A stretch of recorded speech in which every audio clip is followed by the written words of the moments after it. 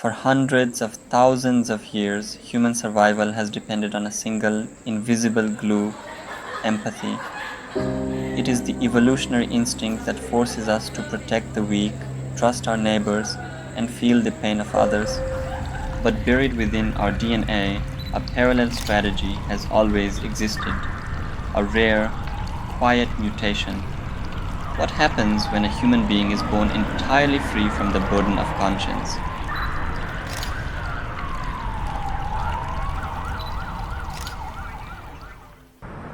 I need you to step out of the car, sir.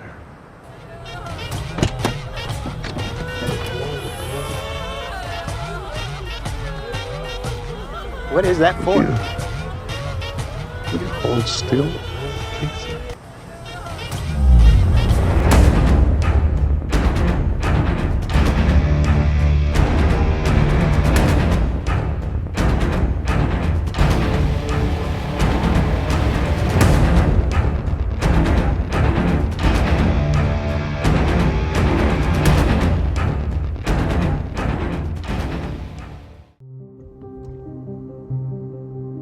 Media and cinema have effectively manufactured our image of the psychopath and psychopathy, an image that is completely fictional and mythical, loud, terrifying, and monstrous. But looking at history and at research, we can easily see the mythical foundations of that image. History shows us that psychopathy is rarely loud, unlike the Hollywood myths, and research backs that observation. Psychopathy in reality is very plain, quiet, and by its very essence uninstagrammable. Take the following serial killer as an example. In 1974, a young law student volunteered at a crisis suicide hotline in Seattle. He spent his nights calmly talking desperate people down from the edge of death. His coworkers described him as deeply empathetic, highly intelligent, and effortlessly charming. The name of that empathetic, intelligent, and charming man became known to the world when he was set on trial for the brutal murder of over 30 young women. Ted Bundy is the ultimate reminder that a terrifying predator does not have to look like one. This is exactly what pioneering psychiatrist Dr. Hervey Cleckley meant when he first mapped the psychopathic mind. He observed that the true sign of a psychopath is not chaos, madness, or visible brokenness. It is perfection. Cleckley called it the mask of sanity, a flawless counterfeit of human nature so perfectly constructed that it looks more normal than normal itself. While it would be easy to confuse psychopathy with madness, it would nonetheless be very wrong to do so. To see real psychopathy, one would have to look at perfection and beneath it.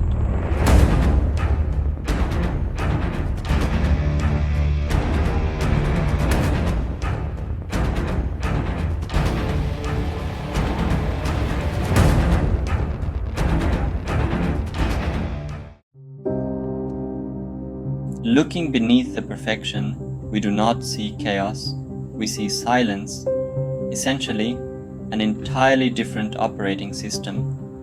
The main reason we find it difficult to imagine this is that we assume that all human beings share the same baseline. We assume that concepts like conscience, guilt, and fear are universal laws of the human mind. But the reality of psychopathy is an existence entirely stripped of those laws. To understand the internal world of a psychopath, let's do a thought experiment. You are the subject in an experiment on psychopathy. You are placed in an electric chair.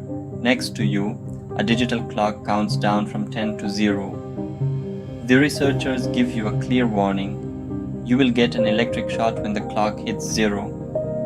When you sit in that chair, your body panics.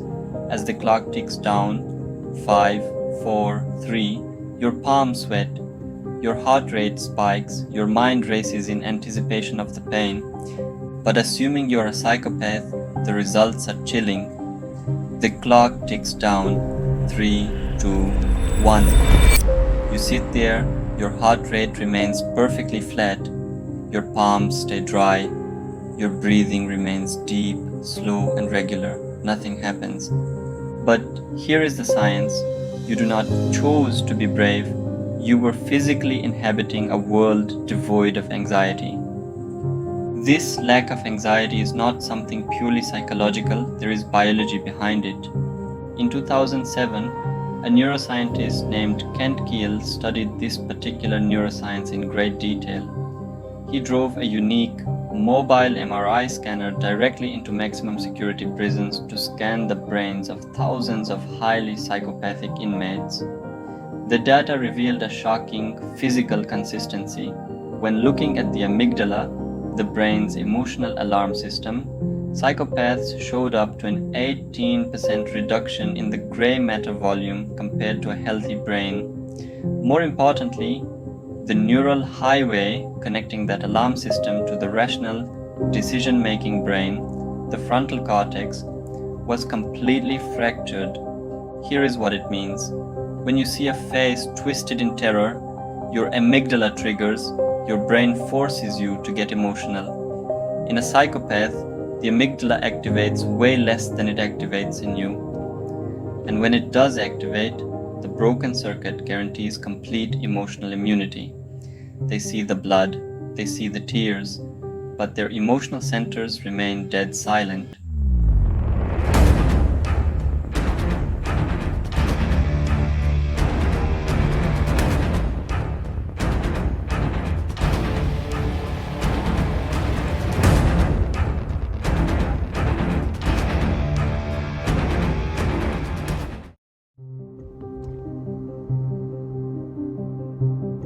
If the brains of psychopaths are essentially deformed, then it should mean that psychopathy is something natural. A psychopath, in other words, is born.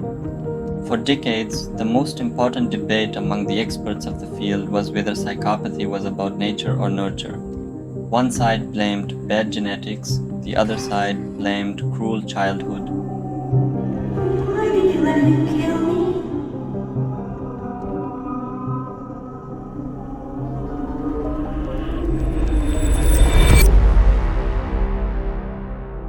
But modern data has shattered both extremes. Psychopathy is not caused by one or the other, it is a lethal combination of both. To understand this combination, look at the fascinating discovery by neuroscientist James Fallon. In 2005, Fallon was studying the brain scans of serial killers. As a control measure, he also scanned the brains of his own family members. While sorting through the pile, he found one scan that was terrifyingly distinct. It showed a complete lack of activity in the orbital cortex, the exact neurological signature of a high-scoring, dangerous psychopath. When he broke the blind code and saw who the brain belonged to, he was shocked. The scan belonged to himself. When I knew that, I had to peel back the tape over the name of who it was, and it was my name.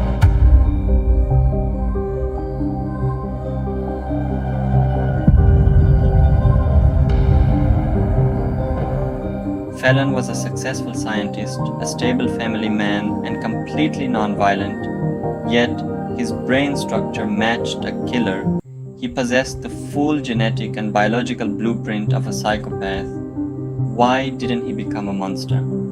The answer was his childhood. Fallon grew up in a profoundly safe, loved, and nurturing environment. His positive upbringing acted as a biological shield, preventing those dangerous genes from ever turning on. This is the reality of how a psychopath is made. Genetics load the gun, the environment pulls the trigger. If a psychopath is born without the ability to feel emotion, a terrifying paradox emerges. How do they blend into society so flawlessly? How do they marry, climb the corporate ladder, and walk among us without getting caught?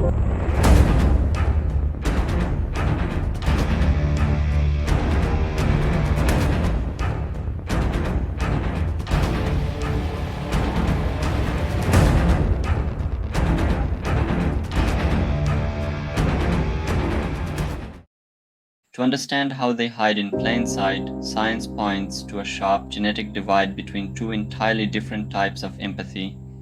affective empathy, and cognitive empathy. Affective empathy is the biological ability to feel what someone else feels. It is the instinct that makes you wince when you see someone else get hurt. In this category, the psychopaths score 0. But cognitive empathy is an entirely different mechanism. It's the purely intellectual ability to understand what other human being is thinking, feeling, or wanting. A psychopath understands what you feel without feeling it himself. For all psychopaths, there is this absence of emotional empathy. But they have cognitive empathy, which means they know what you're thinking. They don't feel. This precise divergence was mapped heavily by neuroscientist Dr. James Blair. His research proved that psychopathy isn't an overall lack of intelligence or social awareness. It is a highly specific selective deficit. While their emotional resonance is completely broken, their intellectual perspective taking remains fully operational. They do not feel your pain, but they can map it out like a grandmaster analyzing a chessboard. To see where it begins, look at a young child with similar conditions sitting in a crowded movie theater. On the screen, a devastating tragedy unfolds. A beloved character dies. Suddenly, the entire theater is filled with the sound of muffled crying. The audience is visibly moved, tears streaming down their faces. The child, however, isn't looking at the screen. He is looking at the people sitting next to him. With cold, detached curiosity, he watches their faces twist in grief. He notes the precise downward curve of their lips, the way their shoulders slump, and the quiet, broken tone of their voices. He does not feel a shred of their sadness. Instead, he is taking mental notes. He is treating human emotion the way a spy treats a foreign language. He is memorizing the effects. Years later, when you meet him as an adult, he will know exactly how to look when you're crying. He will be able to deploy a flawless imitation of comfort, not because he cares, but because he practiced the script decades ago.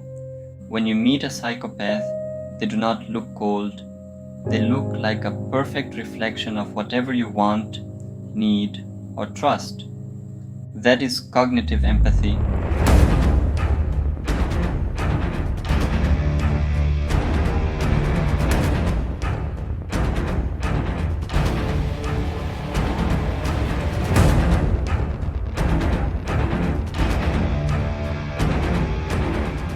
When the credits roll on a Hollywood movie, the monster is caught, locked away, or destroyed. The lights turn on, and the audience returns to safety. But in reality, there is no final curtain call.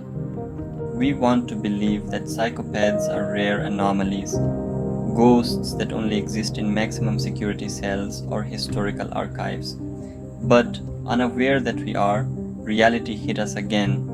According to modern data, 1 to 4% of the population is psychopath.